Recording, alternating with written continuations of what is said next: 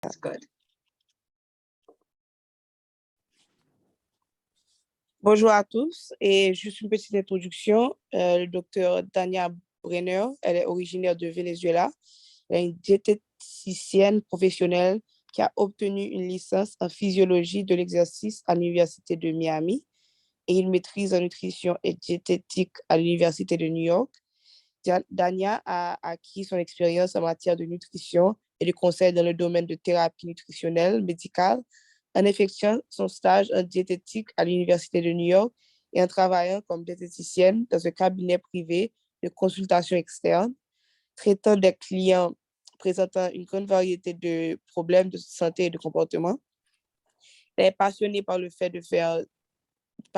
d'aider ses patients à créer une relation saine avec la nourriture et de prévenir ou de traiter les marqueurs de maladies chroniques. Elle tient à ce que chaque séance soit personnalisée en fonction des besoins de ses patients. Aujourd'hui, le Dr Brenner va nous faire une présentation sur le thème de la santé intestinale et plus particulièrement sur les pré- et probiotiques. You can go ahead and start. Great. Hi, good morning. Sorry, can you see my screen? Yes, perfectly. Okay. Oops, sorry. Okay.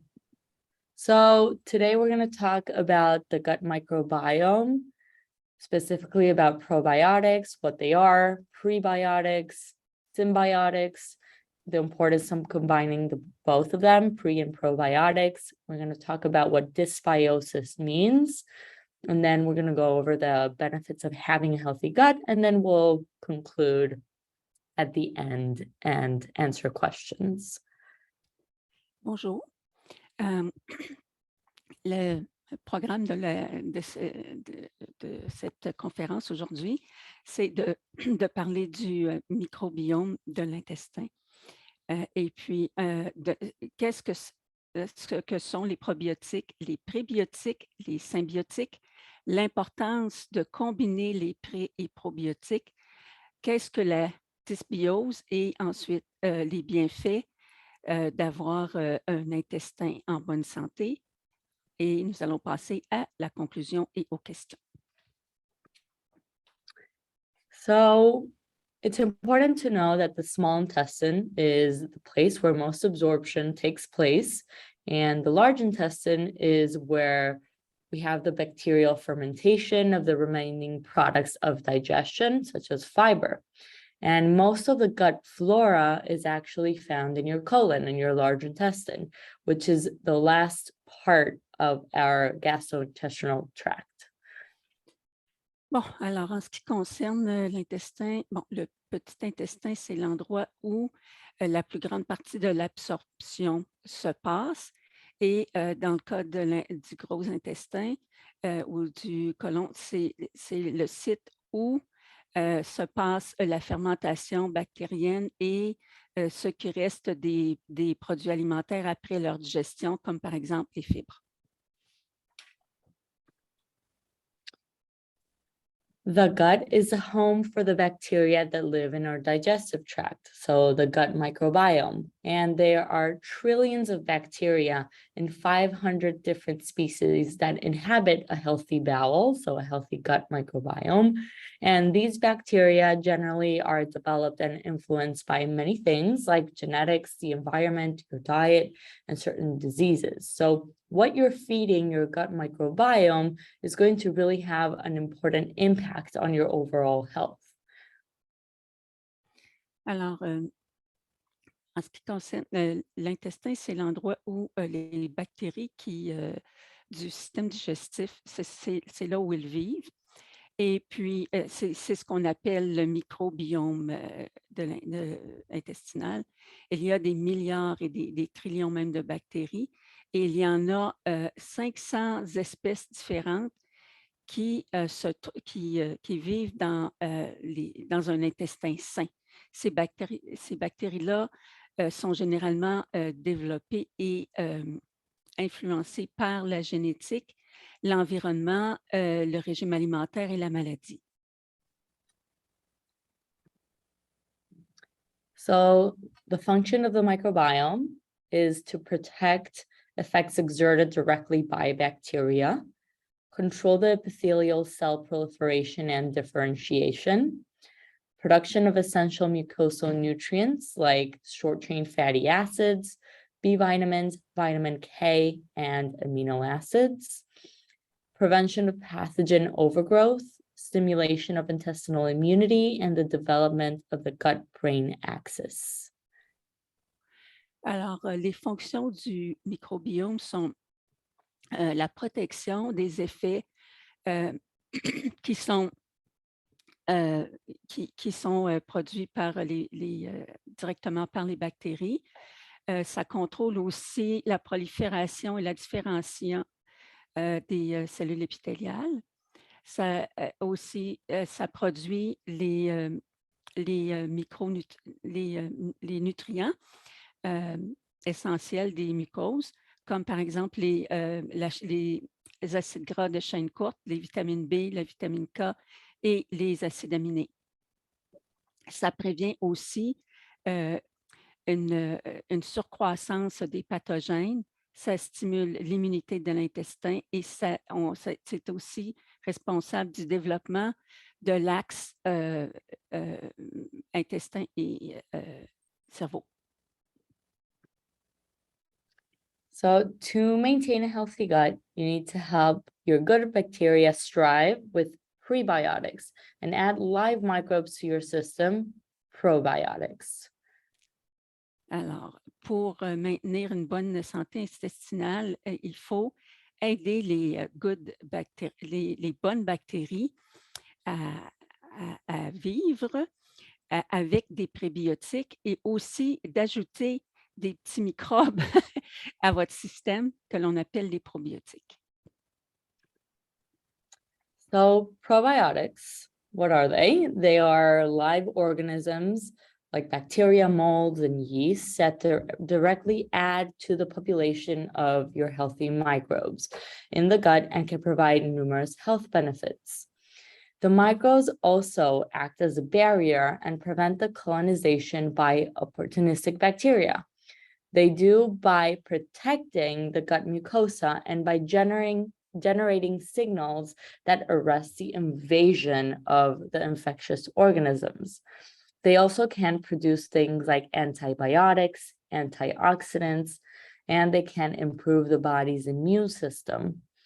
Probiotics also are known to create short-chain fatty acids and vitamins, as I said before, that are very important for a lot of metabolic activities. They also help secrete enzymes that help with digestion. It also helps with the elimination of waste adequately. And there are many different types of groups of bacteria. That's a little much for me to remember. I'll just have to go to do a very quick summary because I don't remember word by word, and it was a long string. Alors, les probiotiques, ce sont des organismes vivants comme des bactéries, des moisissures, des levures qui ajoute à la population des bonnes bactéries que l'on trouve dans l'intestin et qui offrent de nombreux bienfaits pour la santé. Et le groupe le plus commun, ce sont les bifidobactéries et les lactobacilles qui, eux, comprennent différentes espèces. Et ils sont importants parce qu'ils vont produire, comme on a dit un peu plus tôt, des vitamines et aussi des acides gras à chaîne courte, entre autres choses.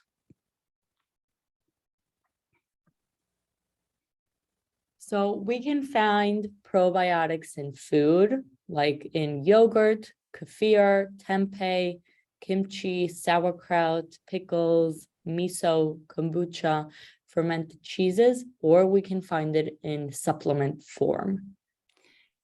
Alors, les probiotiques, on peut les retrouver dans le yogourt, le kéfir, le tempeh kimchi, choucroute et ce qu'on appelle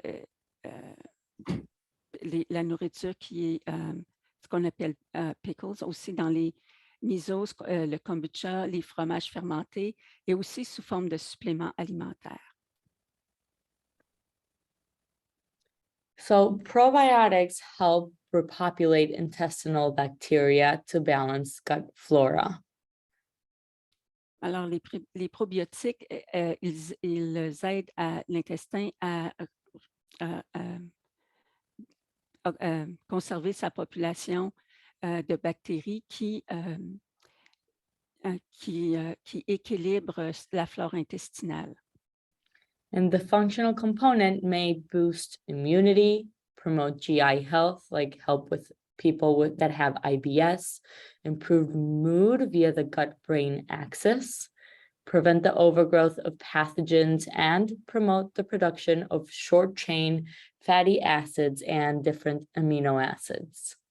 Alors, les probiotiques vont aussi avoir comme fonction d'augmenter l'immunité et de favoriser la santé gastro-intestinale, comme par exemple aider à régler les problèmes de côlon irritable, va aussi améliorer l'humeur à cause de l'axe entre le cerveau et l'intestin et va aussi prévenir la surpopulation de pathogènes et va aussi aider à la production des acides aminés, des acides gras à chaîne courte et des acides aminés. So prebiotics, what are they? They are non-digestible food components or fibers that alter the composition and metabolism of the GI tract and are beneficial for the growth of helpful, good bacteria in our gut. Alors, quant aux prébiotiques, eux, ce sont des éléments,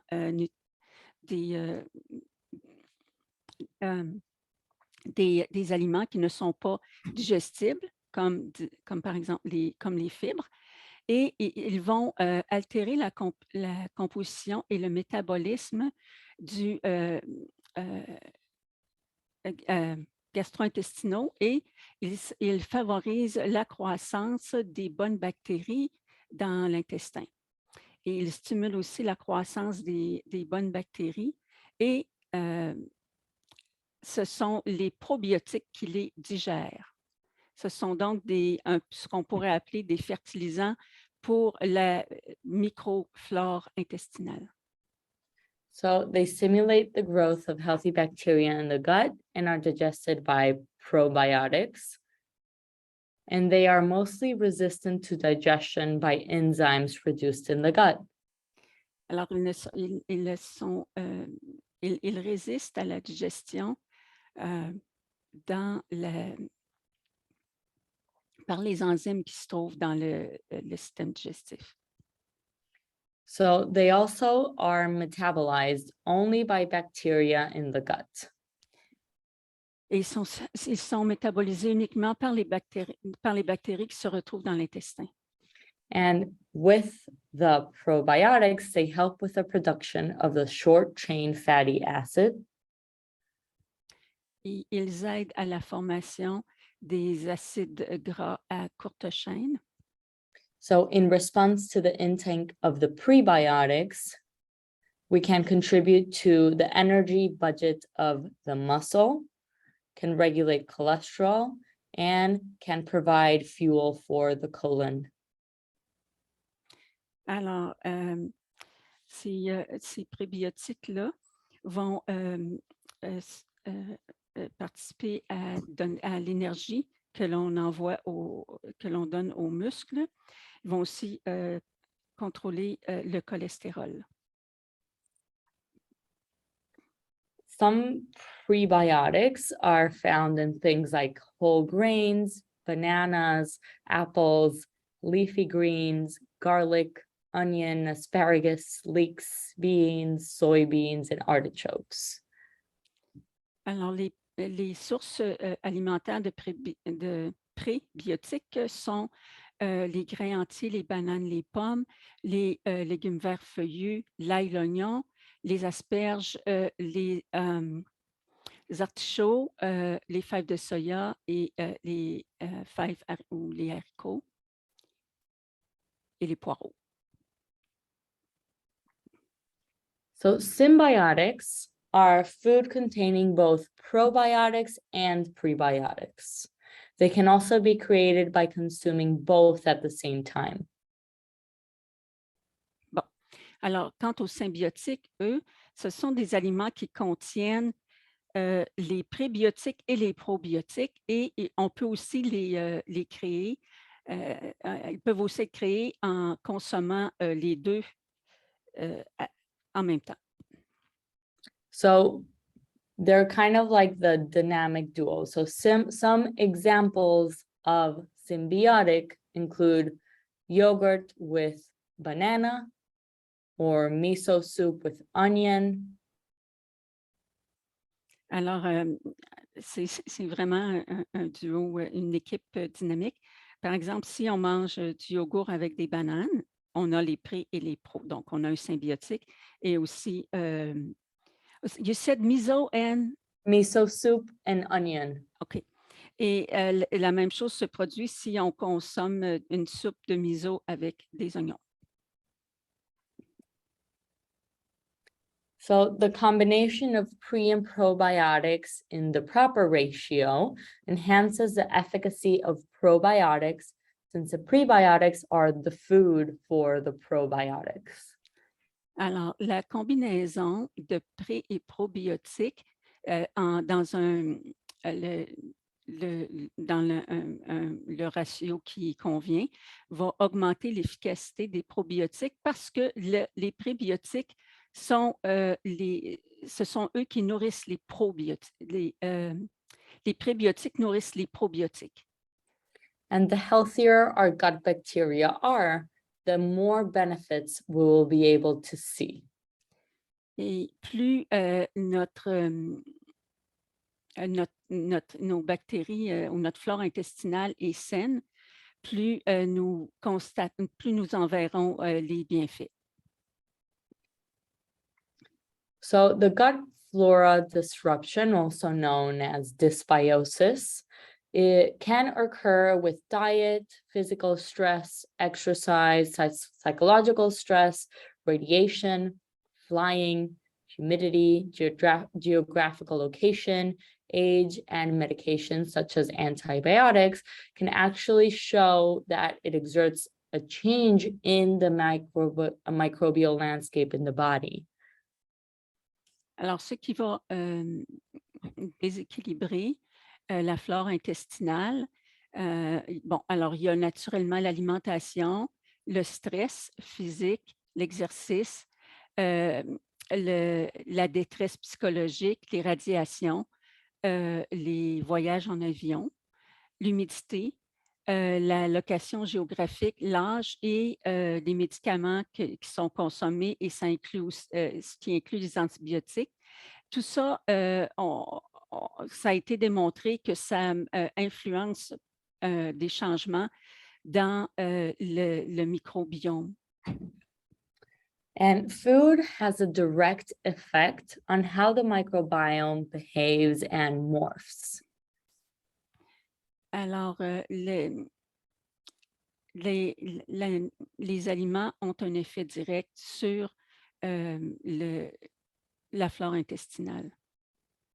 And changing food products or constituents like eating a lot of oily, fried food, meat, sugary, or starchy food can cause the microbiome to adjust and create a change in the ecosystem. The sound was cut off mid-sentence. Yeah, I'll say it again, no problem. So changing some of the food constituents that you're consuming, like fried food or sugary or starchy foods, can actually cause the microbiome to adjust, creating a change in the ecosystem. Alors, ce qui arrive avec les aliments, si une personne va changer son alimentation, une alimentation qui consiste à des aliments frits, des aliments gras, ou bien qui sont à forte composition en amidon ou en sucre, ça va contribuer à changer le microbiome. Also, when people take antibiotics for very long periods of time, they can actually experience things like diarrhea, even a long time after the infection has been eradicated. Et aussi les médicaments, comme les antibiotiques, vont, par exemple, causer des diarrhées qui peuvent durer longtemps après la cessation de prise du médicament. This is because the antibiotics kill many of the good natural bacteria in the gut, shifting the balance, allowing the harmful bacteria to thrive. C'est parce que les antibiotiques vont détruire ce qu'on appelle les bonnes bactéries qui colonisent l'intestin, et ça va causer un déséquilibre. So these disruptors lead to dysbiosis and can have consequences like decreased vitamin B12 absorption, also known as pernicious anemia, decreased vitamin K production, which is very important for blood coagulation, and altered neurotransmitters like GABA, dopamine, which can actually help with anxiety or increase anxiety. Et alors, ces éléments qui vont causer des déséquilibres vont finalement amener une dysbiose, et ce qui peut avoir des conséquences telles que une diminution de l'absorption de la vitamine B12, ce qu'on voit dans les cas d'anémie pernicieuse, une diminution de la production de la vitamine K qui, elle, aide à la coagulation du sang, et aussi une altération des neurotransmetteurs comme le GABA et la dopamine qui va aider à surmonter l'anxiété. And as you can see in this chart over here, dysbiosis can be part of a contributing factor to many other things, like, for example, as you can see here, things like obesity, even some allergies, atherosclerosis, early aging, even some Alzheimer's, hypertension, among many others. Alors, dans l'illustration que vous voyez à droite, intitulée la dysbiose, on voit que quand il y a dysbiose, la dysbiose joue un rôle dans, par exemple, des maladies comme des maladies auto-immunes, le cancer, la maladie du foie, le syndrome métabolique, l'hypertension, la sclérose en plaques, l'Alzheimer, le vieillissement, l'artérosclérose, les allergies, le diabète et l'obésité.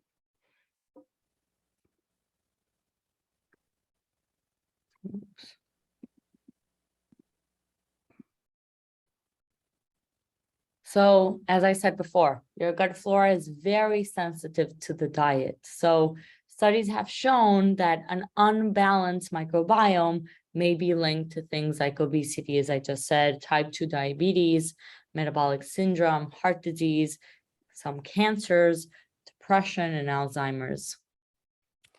Bon, alors, comme je l'ai dit précédemment, la dysbiose, c'est en fait, au sujet de la dysbiose, c'est que votre flore intestinale est très sensible à votre alimentation, et des études ont démontré qu'un déséquilibre ou une dysbiose de votre microbiome peut être associé à l'obésité, au diabète de type 2, au syndrome métabolique, aux maladies cardiaques, au cancer colorectal, à la maladie d'Alzheimer et à la dépression. So probiotics, prebiotics, and symbiotics are potent therapeutic tools designed to rectify this situation. Alors, les probiotiques, les prébiotiques et les symbiotiques sont des outils thérapeutiques très puissants qui sont faits pour rectifier ces situations. So when someone is taking something like an antibiotic, it will be important to work on repopulating that gut bacteria. Alors, lorsque une personne consomme des antibiotiques, c'est très important ensuite de refaire la population de la flore intestinale. So a lot of the benefits about the healthy gut and some of the research that has been done is on the gut-brain axis. So the gut-brain axis can aid in depression, anxiety, stress, and actually decreased pain.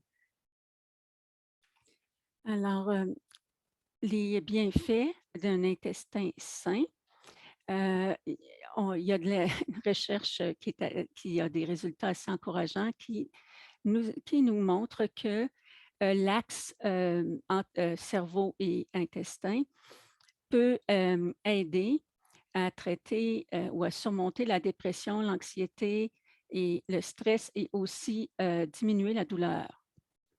So also for immunity, it could actually increase immune modulation. Bon, en ce qui concerne l'immunité, ça peut moduler l'immunité. It could decrease blood cholesterol, specifically LDL cholesterol. Ça peut aussi diminuer le cholestérol, particulièrement le LDL. It could prevent colon cancer. Ça peut aussi aider à prévenir le cancer du côlon. It may suppress pathogen growth. Ça peut supprimer la croissance d'agents pathogènes. And it may aid in GI health, especially with people that have IBS. Ça peut aider pour la santé intestinale, spécifiquement pour les personnes qui souffrent du syndrome du côlon irritable. It's also good for skin health, so it could prevent things like acne or eczema. Et ça aide aussi à la santé de la peau, particulièrement dans les cas d'acné et d'eczéma. So going back to the gut-brain axis. So the GI tract contains the enteric nervous system. Alors, en ce qui concerne les bienfaits d'un intestin sain, on voit que, okay, I'm sorry, I still see the previous slide. Yeah, I don't have a slide specifically on the gut-brain axis. You want me to repeat? It's okay. Yes, please. Yeah, no problem. So the gut-brain axis is important because the GI tract contains the enteric nervous system. Alors, en ce qui concerne l'axe entre l'intestin et le cerveau, c'est important parce que, okay, how did you say that? That the gut contains something for the brain, right? The enteric nervous system. The enteric nervous system, OK. Alors, le système nerveux entérique se trouve dans l'intestin. C'est pour ça que cet axe-là, intestin et cerveau, est important. And this regulates the physiological functions of the gut. Et ça régule, ça s'occupe de la régulation des fonctions de l'intestin. And it also modulates the communication between the gut and the central nervous system. Et aussi, ça module la communication entre l'intestin et le système nerveux central. So the disruptions in the gut-brain axis have actually been associated with anxiety and functional GI disorders like IBS. Alors, c'est la raison pour laquelle on a des problèmes comme, par exemple, l'anxiété et aussi le syndrome du côlon irritable. C'est lorsque l'intestin n'est pas sain, on peut avoir ces problèmes-là. And sometimes when someone is under stress, they could actually have GI symptoms like diarrhea. Et c'est pourquoi aussi, lorsqu'une personne est stressée, ils peuvent avoir des problèmes comme de la diarrhée. So the gut health has been associated with decreased pain receptor activity, Alors, la santé intestinale a été associée à une activité qui va réduire la sensation de douleur, decreased stress, anxiety, and depression. va aussi diminuer le stress, l'anxiété et la dépression. So kind of to conclude what I was saying throughout the presentation, diet has a direct impact on the intestinal microbiome and the health status of an individual. Alors, en conclusion, l'alimentation a un effet direct sur le microbiome et aussi sur la santé en général. And disruptions in the gut microbiome can result in disease states like chronic inflammation, autoimmunity, and neurological disorders. Et la dysbiose va causer des problèmes comme par exemple des problèmes neurologiques, entre autres, de l'inflammation chronique et des maladies auto-immunes. So from providing essential nutrients like vitamin K that we are dependent on, but we cannot create, Alors, lorsqu'on ça va aussi nous donner de la vitamine K dont nous avons besoin, mais que nous ne pouvons pas produire, to protecting us against opportunistic organisms, et ça va aussi jusqu'à la protection contre des organismes indésirables and helping heal our wounds, et qui nous aider à guérir nos blessures.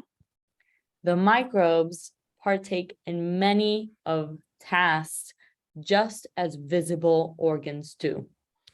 Et alors, les microbes contenus, les bactéries dans notre microbiome aident à maintenir notre santé et à guérir autant que tous les autres fonctions et organes du corps humain.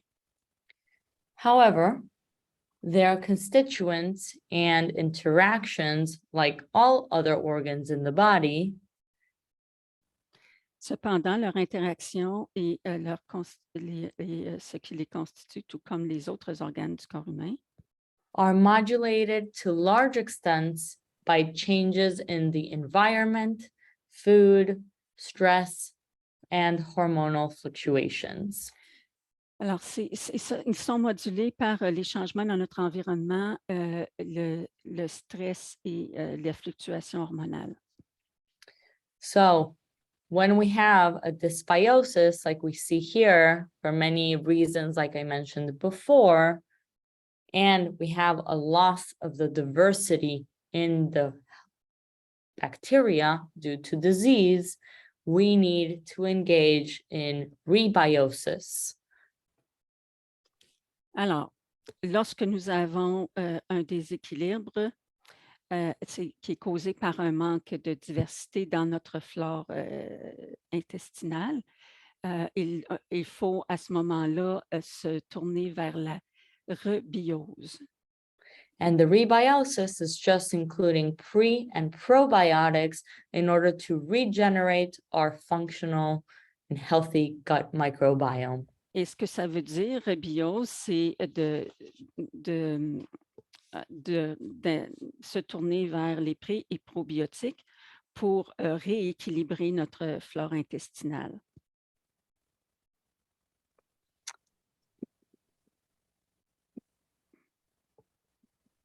Okay, thank you very much. Are there any questions? Merci. Avez-vous des questions? Et si vous avez des questions, vous pouvez les poser ou bien les écrire.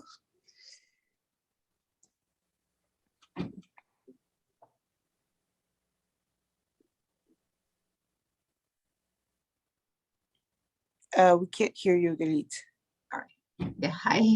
So, you know, we're talking with our colleagues in Haiti, and clearly there are some limitations for dietary choices.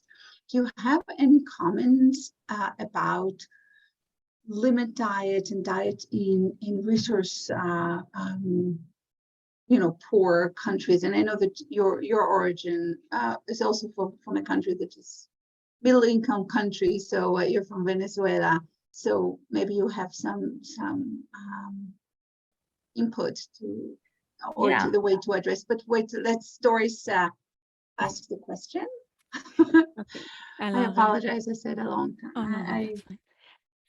La question est de savoir, c'est au sujet des choix alimentaires que peuvent faire les populations dans des pays ou des régions qui sont, disons, limitées en choix ou limitées en aliments. Et on demande au docteur Brenner si, en fait, des conseils ou des suggestions qu'on peut faire dans ces cas-là. So my recommendation would be to always start by creating a healthy environment in the gut bacteria by including the prebiotics. Alors, ma première recommandation, c'est de créer un environnement sain dans l'intestin. So the prebiotics will help create the food necessary for the probiotics whenever they are introduced. Alors, bon, ce sont les prébiotiques qui vont aider les probiotiques à créer cet environnement-là. So if we're not eating the prebiotics, which are the food for the probiotics, we can eat all the probiotics we want, but they won't grow and flourish and be healthy in the gut. Alors, on peut consommer tous les prébiotiques possibles et imaginables, mais si on ne consomme pas aussi de probiotiques, ça ne donnera pas les résultats que l'on souhaite. So my recommendation would be to start with things that are more easily accessible, like beans and onions and ripe bananas, whether they're green or yellow, right? Things that are easier to access that are prebiotics will definitely be a start. Alors, mes recommandations, ce serait de commencer par des choses comme des oignons, des haricots et aussi des bananes mûres, qu'elles soient vertes ou jaunes. And of course, if there is access to any sort of probiotic-rich food, like yogurt, that can even be enough. Et ensuite, si on peut avoir accès à des produits probiotiques, comme par exemple le yogourt, ça pourrait être suffisant. Also, fermenting food like vegetables can be a very simple way to get those, and it's very easy to find these recipes. Alors, une autre chose aussi pour obtenir des probiotiques, c'est de fermenter les aliments. Et les recettes pour la fermentation des aliments sont très accessibles. You don't need specific materials in order to ferment food. You can just have a glass jar with certain vegetables and using things like water and salt, you can actually create and ferment these vegetables, creating a probiotic. Bon, alors, vous n'avez pas besoin d'équipements très compliqués ou très dispendieux. Un simple pot en verre suffira. Oh yeah, if I may say so, you know, in Haiti, there is a common side dish, which is pickle, right, Aisha? So pickle will fall Yes. under, yeah, it will fall under, you know, fermented vegetables. You can say, Doris, just Okay. in case. the OK. En people- Haïti, il y a un mets traditionnel là, qui est bien connu, qui Pickles. est Pickles, that's the name. Eclise. OK. Alors, ce produit-là, Eclise, c'est justement un aliment fermenté qui est un probiotique. Alors, si on mange ça avec les autres aliments qu'on a nommés qui sont prébiotiques, vous êtes correct. It's important that the food has no vinegar in it. If there is vinegar, it will kill the bacteria. C'est important toutefois que la nourriture fermentée ne contienne pas de vinaigre parce que le vinaigre va détruire les bactéries.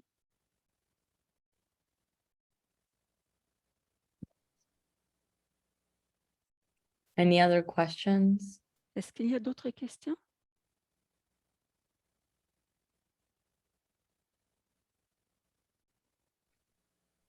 I'm so happy to hear that. I despise vinegary, the taste of vinegar. So Good. The less vinegar, the better. Si vous avez des questions, vous pouvez me les envoyer par email. I'm telling them that if they have any additional questions, they can send it to me by email. I will share with you. Thank you so much, Dr. Brenner. Thank you, Doris, Rachel, Galit. Muted, Galit. I just said, thank you, everybody. Nice to Oh. see you all. Thank you for having me. Thanks so much, Dania. It was amazing. oh, really? You're very Um, welcome. Mhm. What I get from what you said is it's in for instance, in Canada where I live, it's all the over prepared and over refined foods that are our problem. If I eat like my grandma would pickle or lots of stuff, and if we continued eating like that and skip a lot of treats,